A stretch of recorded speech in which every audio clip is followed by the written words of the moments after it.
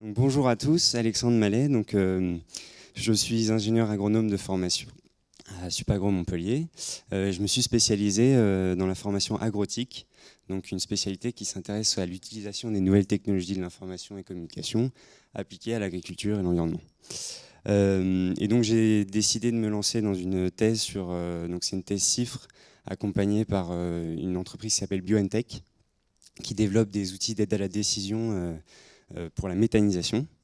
Et je suis encadré par deux laboratoires, donc le LBE de l'INRA qui est basé à Narbonne et l'UMR ITAP à l'IRST1. Et donc mon sujet s'intéresse à la caractérisation des déchets organiques par spectroscopie proche infrarouge dans un contexte de digestion anaérobie et surtout sur les moyens de s'affranchir de l'effet de l'eau. Voilà. Donc l'idée, c'est à partir de substrats pouvoir caractériser estimer différentes caractéristiques du type taux de protéines, taux de lipides et surtout le potentiel en méthane, qui est donc le volume de méthane qu'on peut produire à partir d'un kilogramme de matière organique. Et donc c'est une mesure qui est très lente, donc c'est 1 mois pour caractériser le potentiel en méthane. Et par spectroscopie proche infrarouge, on est capable d'estimer ces caractéristiques en quelques jours.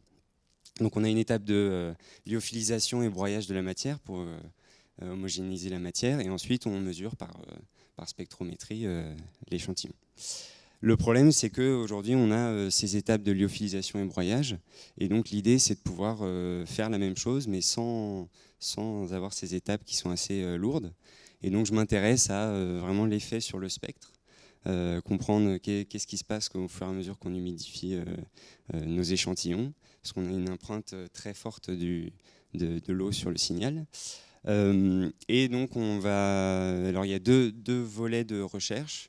La première voie, ça va être de chercher algorithmiquement comment traiter ces spectres et construire des modèles robustes. Donc ça, c'est tout le travail de la chimiométrie, c'est de l'algèbre linéaire principalement. Et après, il y a le mode de mesure, vraiment voir si en polarisant la lumière, par exemple, on peut être moins impacté par l'effet de l'eau. Et l'application finale souhaitée par l'entreprise, ce serait de développer des capteurs qui sont peu coûteux, à 1000-2000 euros, pour pouvoir les mettre en entrée des méthaniseurs. Voilà.